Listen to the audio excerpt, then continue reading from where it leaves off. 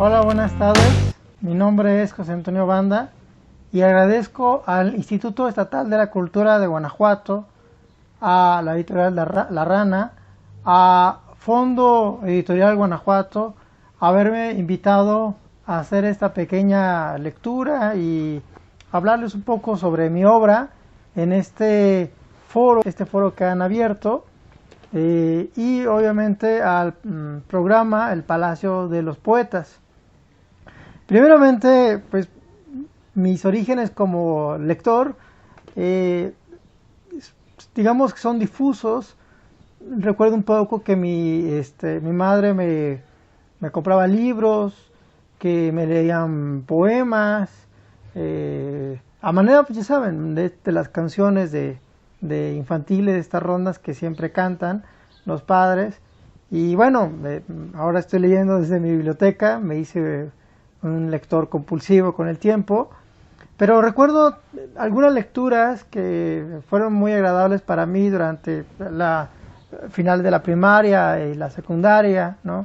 Que es, por ejemplo, este libro que conservo aún, que es 20 poemas de Neruda, los 20 poemas de amor, ¿no? Y todavía con una edición de Losada, muy linda. O este otro, también un libro, La Princesa Triste, es una colección de poemas de Rubén Darío, ¿no? Y todavía me acuerdo mucho aquel poema con el que inicia y que seguramente viene a la mente de todos, que dice así, ¿no? Yo soy aquel que ayer nomás decía, el verso azul y la canción profana, etcétera, etcétera, ¿no? O este mismo que había mencionado hace rato de Neruda, estos poemas que dice, me gustas cuando callas porque estás ausente, etcétera, etcétera, ¿no? Mucho después encontré esta antología, está ya muy despegada, que es una antología de Rafael Alberti, bueno, hecha por Rafael Alberti, es de unos poemas de Pablo Neruda, y aquí leí pues los poemas de La Residencia en la Tierra, Walking Around y todas esas cosas. Entonces, bueno, estos son, digamos, mis orígenes como lector, obviamente el lector de poesía y pues, en el camino también lector de novelas, de cuentos, de este tipo de cosas, y así es como empecé a leer. Mis orígenes como escritor, aunque también un poco difusos, son menos difusos que mis orígenes como lector. Quizá una consecuencia de que uno se fascine con lo que lee, ves que después quieres escribir, quieres añadir algo, ¿no?, a lo que tú leíste. Y pues recuerdo querer escribir algo, ya saben, siempre a la sombra de lo que uno lee. Con el tiempo empecé a ser un poco más sistemático y asistí a un par de talleres, que fueron una gran fortuna.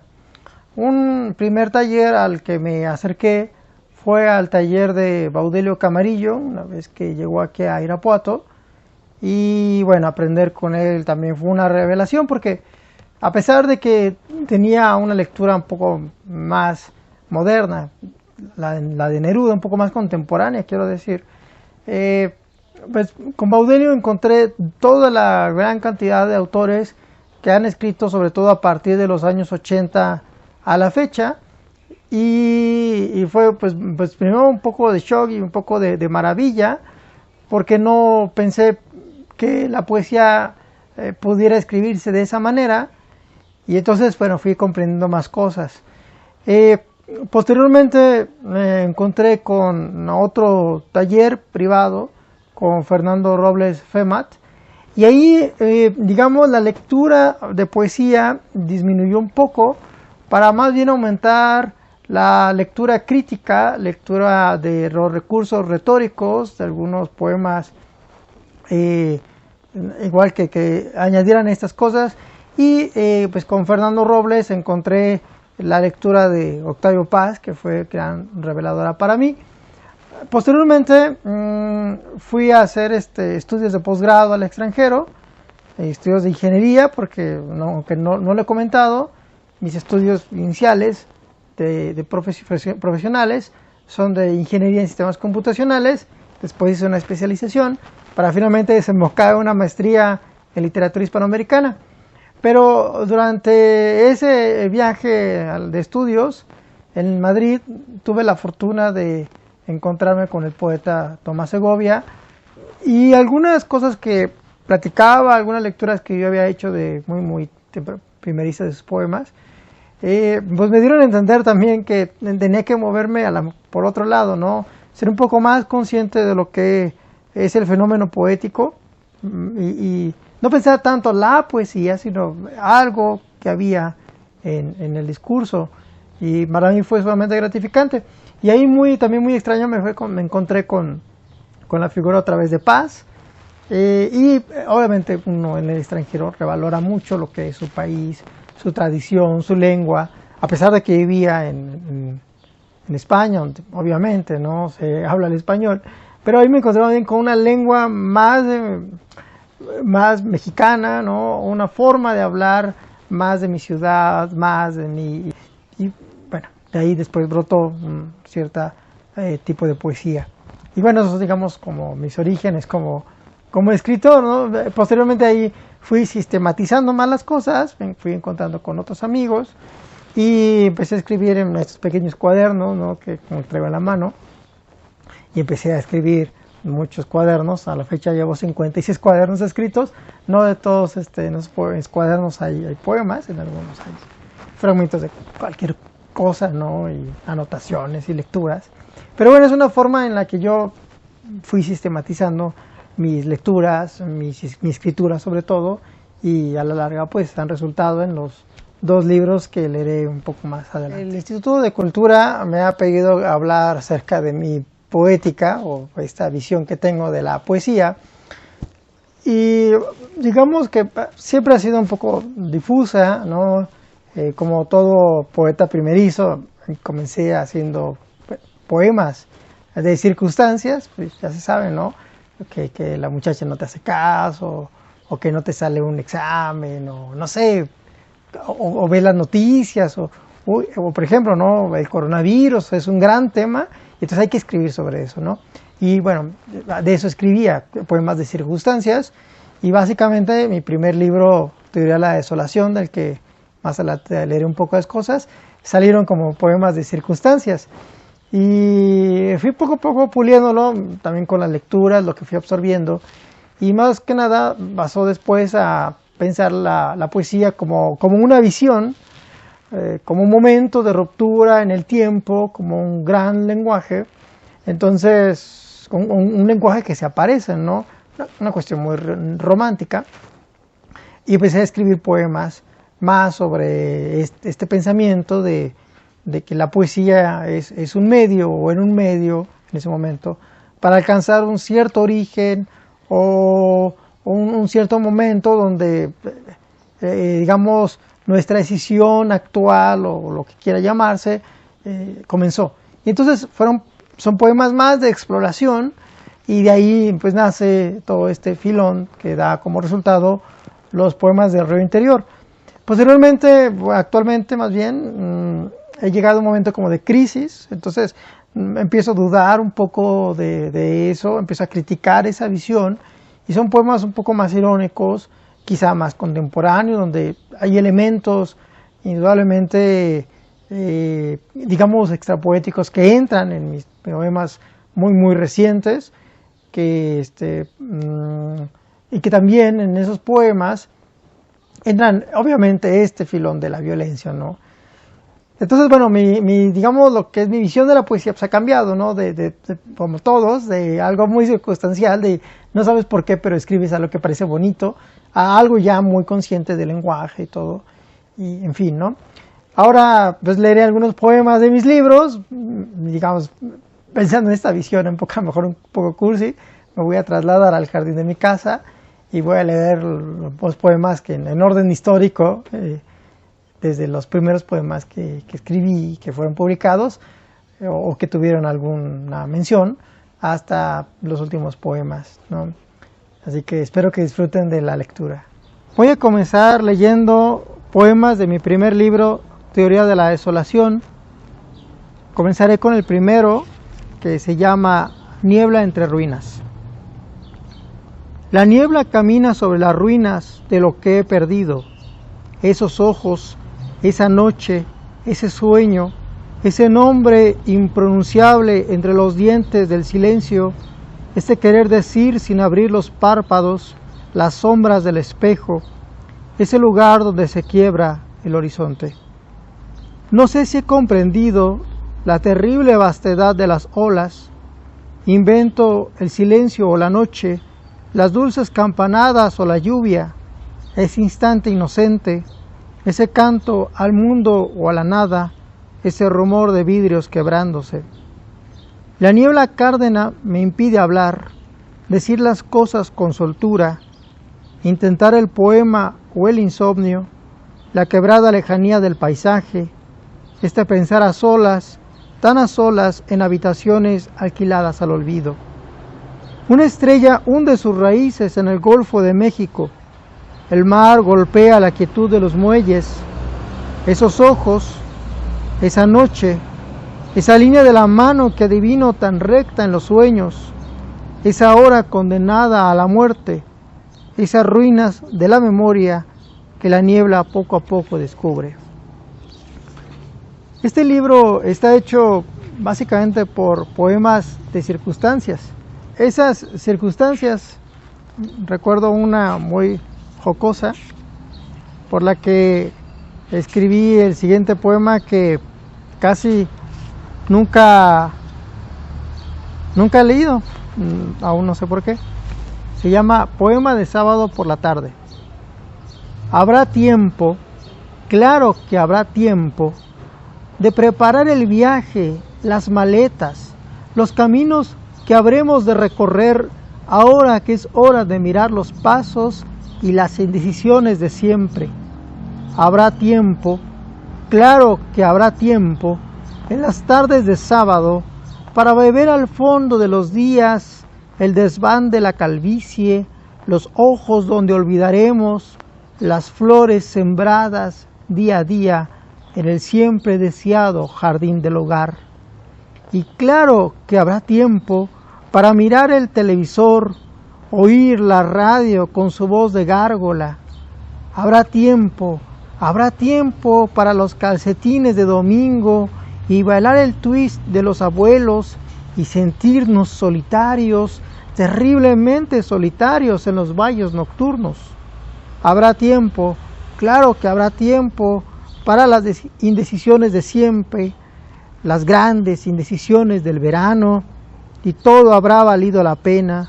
Después de todo valdrán la pena las palabras nocturnas con las luciérnagas del patio. Y ahora leeré un último poema de este libro que es, digamos, un poema de transición entre este y lo que vendrá después. El poema se llama Tiempo Sombrío, tiene un epígrafe de Carlos Pellicer que dice: vuelvo a ti soledad, de los sonetos de Carlos Pellicer, y dice: vuelvo a ese momento que me espera, a la palabra de siempre, a la marea que ahoga el puerto más dulce y agradable. Vuelvo a ese instante siempre triste, y la nube de inacabada lluvia, a esa lejanía o inocencia rota que vela los frutos de domingo. Vuelvo a la mirada que amuebla la luz de los mares a mediodía, al viento que detiene el color de las olas, al viento, a la lenta inmensidad del horizonte que vacía las aguas de un invisible río. Vuelvo y no hay sitio o parpadeo donde no mire imagen de dolor. Vuelvo, nada es habitable. Bueno, eso es todo por este libro, Teoría de la Desolación. Y ahora voy a dar lectura a varios poemas de mi libro Río Interior, que digamos es el libro más reciente. Este libro salió en el 2016 bajo el sello Atrasalante, que hace unos libros muy preciosos, en pasta dura, y todavía está a la venta en la página misma de Atrasalante. Buscar ahí en Google Ediciones Atrasalante y podrán adquirirlo. Yo también tengo algunos ejemplares por si quieren adquirirlo conmigo. Es un libro precioso, viene a 2 tintas, con mi firma autógrafa. Bueno, hace unas cosas muy preciosas esta editorial. Y este libro pues ganó el Premio Nacional de Poesía Bartolomé Delgado de León, el premio del Estado de Sonora en el 2014, los famosos Juegos Trigales del Valle del Yaqui, y pues es un libro que me costó trabajo hacerlo, también fue gozoso hacerlo, y pues aún me siento orgulloso del mismo. El primer poema que leeré se llama Invitación al viaje, tiene un epígrafe que dice: a mi padre que admiró la cauda de un cometa, y dice así: mirando el brillo de la noche, sus dilatadas conjeturas, el frío que bate los muros como aullido precoz, mirando el aire y su choque de espadas entre álamos inoportunos, me pregunto por la hora en la que mi padre rozó con su mirada las estrellas cuya fuerza imagino en el cansancio monocorde del silencio. Me pregunto, aclarando la mirada, bajo el frío que los árboles empuñan, por las frutas que mi padre dibujó en sus recuerdos, si las estrellas que ahora observo son las que él admiró entre los bordes campesinos de su juventud, cuando la noche no brillaba al fondo de la noche misma, ni el aroma nocturno devastaba las gargantas, y en el viento no se oía otra cosa que el tacto humedecido de la luz. Me pregunto por el aire que desciende desde el interior de una estrella, cuya distancia en el tiempo no alcanzo a comprender, si la luz recordará la voluntad de mis palabras, la transparencia de mis córneas, su raigambre en el sentido. Me pregunto por la mirada de mi padre en el viento pretérito, bajo las aves en retirada invernal, cuando las estrellas caían en racimos, iluminando la hierba agraria de su casa. Oyendo el roce de una estrella distante contra el cielo, en el suave litoral de la mirada, me pregunto por ese aire familiar corriendo entre los álamos, entre los párpados de mi padre, entre los míos, como latido inmenso, la noche entera. Ahora leeré el siguiente poema,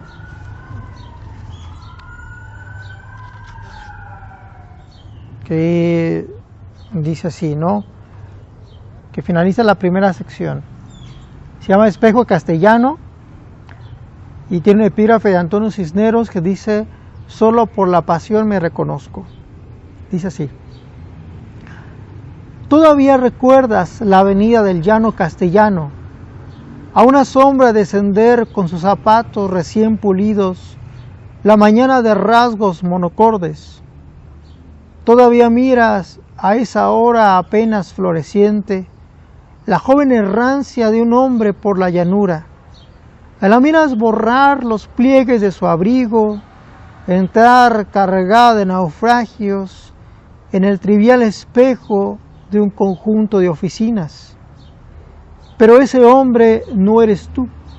Tú no eres quien entra a ese recinto de colores apagados, que se apoltrona en su espacio ejecutivo, procurando ganar con disimulo el pan de cada noche. Tú no eres aquel hombre de media vida que toma su merienda a mitad de la jornada, que apenas sonríe y conversa con sus compañeros, que vuelve a su trabajo a los 15 minutos de haber quebrado ritualmente su rutina. Sin embargo, todavía oyes aquel rumor de la avenida del llano castellano, oyes aún a ese hombre que leía poesía española esperando encontrar su lugar en el mundo. Aún miras a ese hombre que a diario caminaba por su joven agobio entre Sila y Caribdis. Pero tú no eres aquel hombre, recuérdalo bien, aunque sus rasgos se parezcan a los tuyos en el frágil descenso de la sombra por el río. Tú no eres aquel hombre, recuérdalo, aunque así lo reconozcan los cuadros que cuelgan de tus muros. Y leeré otro poema. Leeré otro poema que dice lo siguiente, ¿no? Soliloquio. Dice, tiene un epígrafe de Pierre Guin Ferrer, que dice: dilo pues o decidlo, y dulcemente acaso mintáis a mi tristeza. Y el poema dice lo siguiente: como viento sin rumbo escribo en esta página, queriendo preguntarme tus secretos, convencerme de que el tiempo se dilata hacia los 4 puntos cardinales, lo mismo que una nube sobre la tierra del cálido altiplano. Yo quisiera preguntarte, mis palabras quisieran preguntarte, ¿por qué curso, desde qué lugar, en donde la sombra olvidará su pena, ahora que el tiempo derrama sus perfumes? Yo quisiera saber quién viaja a mi lado, bajo esta tempestad de mediodía, o al borde de un lentísimo río, en cuyo seno indagan las nubes, si la noche es profunda como un cántaro. No comprendo a la noche, pero ahora mismo quisiera saber por qué no somos la respuesta que suele abrir las puertas o el oriente. Ahora mismo quisiera saber quién eres, qué buscas, por qué anhelas, cuál de tus sentidos es el culpable de que mi voz no pueda recordar la desolación de nubes decembrinas o el cielo adolescente de lejanos puertos. Yo no olvido el aroma de los álamos, pero hay días en que todo se desploma y solo aguardan los diarios o la taza de café, la monotonía fluyendo entre los dedos y esa señal de la muerte acechando en el alba más próxima. No se trata solo de hablar con palabras cuya historia no importe, cuyo peso en la lengua no importe. Esta hora es una tristeza desbordándose entre árboles solitarios y caseríos innobles, mientras la realidad alimenta sus cadáveres.